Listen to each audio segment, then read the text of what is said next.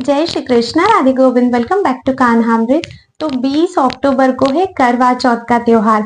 करवा चौथ का त्योहार हर सुहागिन स्त्री अपने पति की लंबी उम्र के लिए रखती है। ये व्रत बहुत ही कठिन होता है क्योंकि इसे निर्जल किया जाता है, इसीलिए इसकी बहुत अधिक मान्यता है और ये बहुत ही फल देने वाला भी है। आज की वीडियो में मैं आपको बताऊंगी कि करवा चौथ की पूजा आपको किस प्रकार करनी है। एकदम सरल पूजा विधि में आपको बताऊंगी। सभी सामग्री आपके पास अवेलेबल हो जाएगी। ऐसी कोई भी चीज नहीं बताऊंगी जो आपके लिए जुटा पाना मुश्किल होगा। वीडियो को एंड तक अवश्य ही देखिएगा ताकि पूजा की कोई भी प्रक्रिया आपसे छूटनी नहीं चाहिए, क्योंकि करवा चौथ की पूजा हमें बिल्कुल सही तरीके से करनी होती है। तो विधि सरल जरूर होगी लेकिन विधि पूर्णतः संपूर्ण होगी। तो अगर आप भी चैनल पर नए आए हैं तो चैनल को सब्सक्राइब करके बेल आइकन प्रेस कर दीजिए, और अगर आपको वीडियो पसंद आती है तो इसे लाइक और शेयर जरूर कीजिएगा उन सभी महिलाओं को जिन्हें इस पूजा विधि की जरूरत है। तो बिना देर किए चलिए वीडियो को शुरू करते हैं। तो देखिए, करवा चौथ की पूजा में जल्दी जल्दी ही स्टार्ट कर रही हूँ, ज्यादा वीडियो को हम लंबा नहीं करेंगे। तो सबसे पहले जिस भी स्थान पर आपको पूजा करनी है उस स्थान पर आपको जल से साफ कर देना है। जल से आपको पहले वहां पर पोछा मार देना है।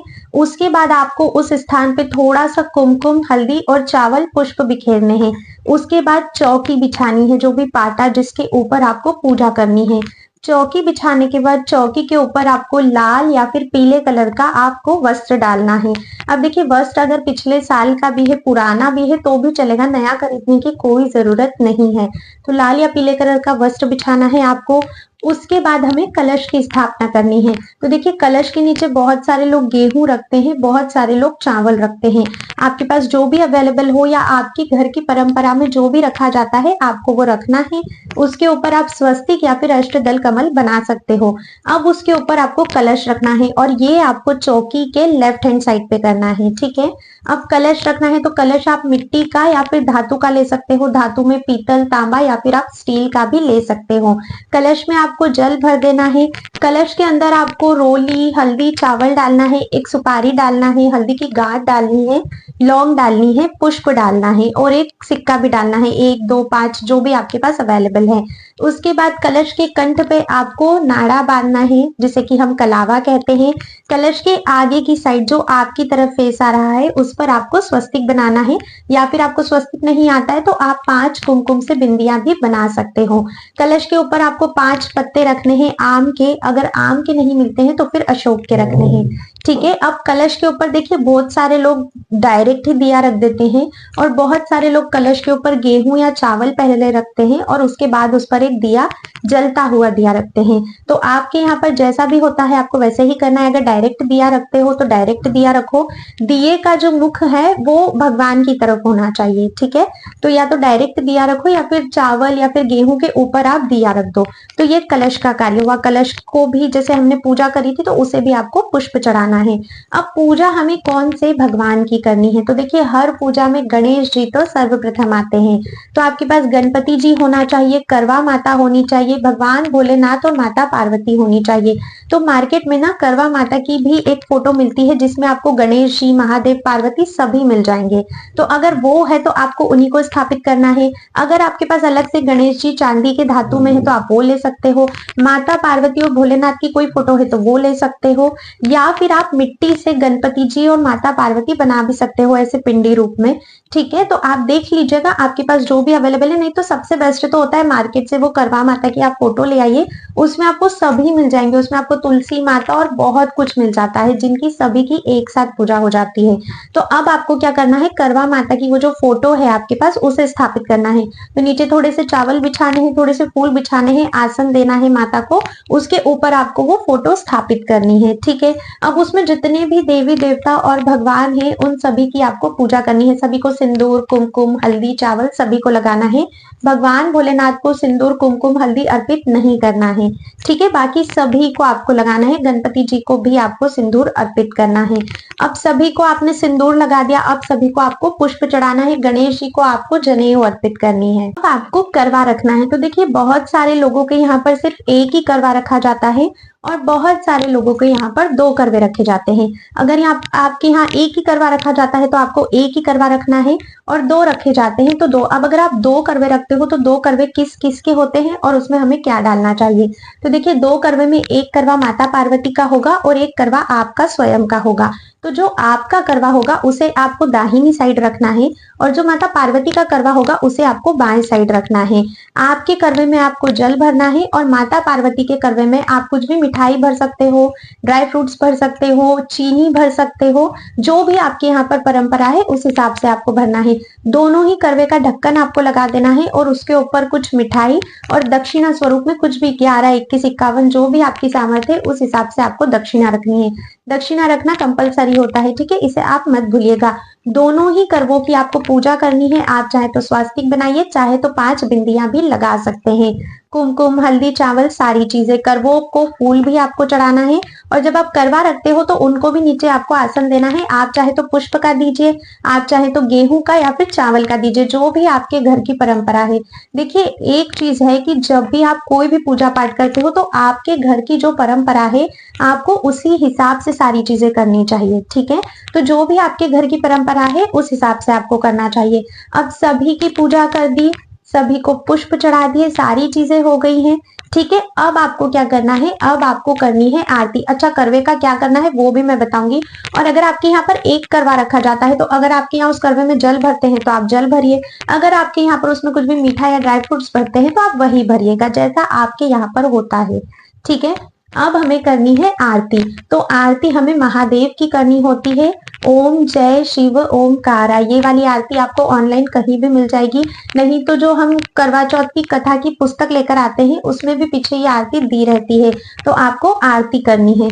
आरती कर दीजिए, सभी की आरती कर दीजिए। आरती करने के बाद आपको भोग देना है।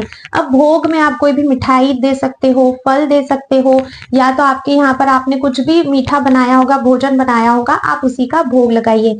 आप चाहे तो गणपति जी के लिए अलग से भोग रख सकते हो, नहीं तो सभी का एक ही भोग भी आप रख सकते हो। आरती कर देने के बाद, भोग धर देने के बाद आपको जल से 3 बार राउंड करना आवश्यक है, जिसे कि आचमनी कहा जाता है, ठीक है। आपको इस तरह से घुमाना है और राइट हैंड साइड पे थोड़ा सा जल छोड़ना है, फिर इस तरह से घुमाना है, राइट हैंड साइड पे थोड़ा सा जल छोड़ना है, तीसरी बार फिर इस तरह से घुमाना है और राइट हैंड साइड पे थोड़ा सा जल छोड़ना है। ये आप जो लोटा यूज करते हो पूजा में उसी से आप ये चीज कर सकते हो, तो आपकी पूजा संपूर्ण होती है। अब करवा चौथ के दिन माता पार्वती को श्रृंगार का सामान भी दिया जाता है, ठीक है। बहुत सारे लोग अपनी सास के लिए भी बायना देते हैं। तो अगर आपके यहाँ पर भी अपनी सास को बायना देने की प्रथा है तो जो भी आपकी श्रद्धा है उसमें आप उनके लिए साड़ी या वो सूट पहनते हैं तो सूट, उसमें श्रृंगार का सामान, मेहंदी, चूड़ी, बिंदी, महावर, ये सारी चीजें जो भी आपकी सामर्थ्य है उस हिसाब से, और दक्षिणा अवश्य ही रखनी है जितना भी। अब देखिए बायना पूर्णतः आपकी सामर्थ्य पे निर्भर करता है, जितनी आपकी सामर्थ्य है उस हिसाब से आप अपनी सासू माँ के लिए बायना निकाल सकते हो, ठीक है। अब माता पार्वती को भी श्रृंगार का सामान चढ़ाया जाता है, तो जो बायना आपने निकाला है वही आप माता पार्वती को अर्पित करके फिर अपनी सास को दे सकते हो। अगर आपके यहाँ पर बायने की प्रथा नहीं है तो भी माता पार्वती को तो आपको श्रृंगार का सामान देना है। अगर आपकी ज्यादा सामर्थ्य नहीं है तो आप केवल एक ब्लाउज पीस दे सकते हो, बिंदी, चूड़ी, मेहंदी, महावर दे सकते हो, कम में कर सकते हो। और अगर सामर्थ्य है तो साड़ी और फिर पूरा श्रृंगार का सामान आपको माता पार्वती को अर्पित करना चाहिए।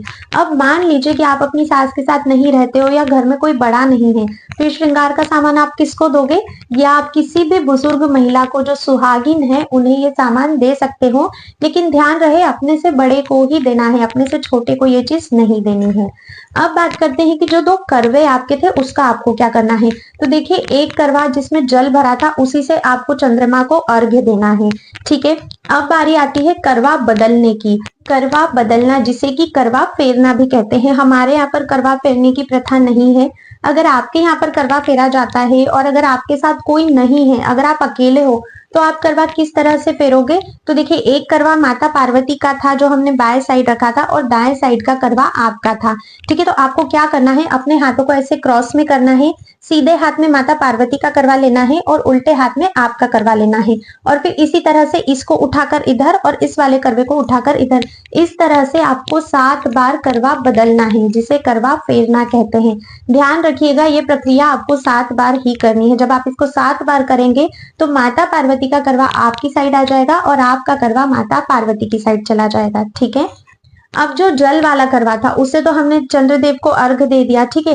अब जो दूसरा करवा था जिसमें आपने ड्राई फ्रूट्स या चीनी भरी थी, उस करवे का जो भी सामान है वो आप किसी भी बुजुर्ग महिला को दे सकते हो। आप बहुत से लोगों क्या ना अपनी सास को ही दिया जाता है, तो अगर आपके यहाँ पर ये प्रथा है तो आप अपनी सास को वो चीज दे सकते हो।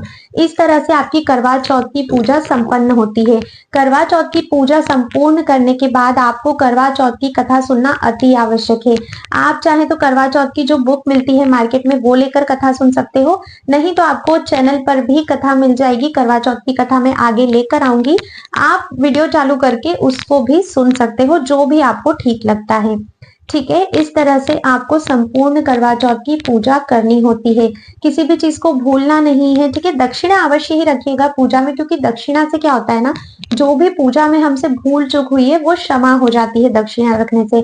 और पूजा संपूर्ण करने के बाद आपको माता पार्वती और महादेव करवा माता से क्षमा याचना भी करनी है कि हे करवा माता, हे माता पार्वती, हे देवों के देव महादेव, अगर पूजा करने में मुझसे जो भी भूल हुई हो, जो भी त्रुटि हुई हो, तो अपना बालक समझ के आप मुझे क्षमा कर दीजिएगा। यथाशक्ति यथासंभव मैंने संपूर्ण पूजा करने की कोशिश की है, पर अगर मैं कहीं गलत हूँ, कहीं मुझसे चूक हो गई है, तो आप मुझे क्षमा कीजिएगा। और ये व्रत मैं अपने पति की दीर्घायु के लिए कर रही हूँ, तो मुझे आशीर्वाद दीजिए कि मुझे अखंड सौभाग्य की प्राप्ति हो। इस तरह से आपको भगवान से प्रार्थना करनी है, ठीक है। इस तरह आपकी पूजा संपूर्ण होती है। और ये पूरी पूजा होने के बाद फिर आपको जब भी चंद्रमा का समय रहेगा, चंद्रमा का जो चंद्र दर्शन का समय है, उस समय में चंद्रमा को फिर आपको अर्घ देना है। चंद्रमा को अर्घ देने के बाद ही करवा चौथ का जो व्रत है वो हम खोलते हैं या उसका पारण करते हैं। तो इस चीज का आपको विशेष ध्यान रखना है। अच्छा, जो जल का लोटा हमने रखा था जिसके ऊपर हमने दिया प्रज्वलित किया था, है ना, बहुत सारे लोगों के यहाँ पर उस पर श्रीफल भी रखा जाता है और बहुत सारे लोगों के यहाँ दिया नहीं रखा जाता, कुछ मिठाइयां उस पर रख दी जाती है। तो आपके यहाँ पर जो भी परंपरा है आपको वैसे ही करना है। कोई भी पूजा पाठ होती है अपने कुल की परंपरा के हिसाब से ही करनी होती है, तो आप देख लीजिएगा आपके यहाँ पर कैसे होती है। बाकी मैंने आपको संपूर्ण पूजा विधि बता दी है, बहुत ही सिंपल है, बहुत इजीली आप कर लोगे। बताने में मुझे टाइम लग रहा है पर करने में आपको टाइम नहीं लगेगा। अगर कोई भी क्वेश्चन है पूजा से रिलेटेड, कोई भी डाउट है करवा चौथ पे आपको, तो आप मुझे कमेंट करके अवश्य ही पूछ सकते हो। आज की वीडियो में बस इतना ही है। अब मैं आप सभी से मिलूंगी नेक्स्ट वीडियो में, तब तक के लिए राधे राधे।